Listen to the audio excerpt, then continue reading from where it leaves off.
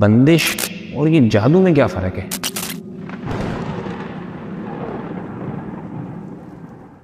जादू और चीज है, बंदिश और। जादू तो बाज लोग मैंने कि इसके मखसूस लोग होते हैं जो ये करते हैं, और वो गंदा अमल है, ये जायज भी नहीं है। बंदिश अब यह कि बहुत सारी बातों को बंदिश कह दिया जाता है जबकि वो भी एक्चुअली बंदिश ना होती हो, और जादू के जरिए भी बंदिश हो सकती है। अब जैसे कि किसी हसद करने वाले की नजर लग जाए, ये सख्त बंदिश इससे हो जाती है।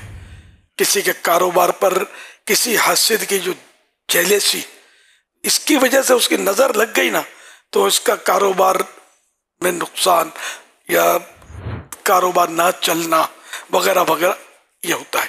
इसी तरह बारहा ऐसा भी होता है कि अपने गुनाहों की वजह से, कई गुनाह ऐसे होते हैं कि जिनकी वजह से कारोबार पर, अपने घर के मामलात पर इसके असरात मुरतब होते हैं, और इसको भी मतलब ये बंदिश का नाम दे दिया जाता है।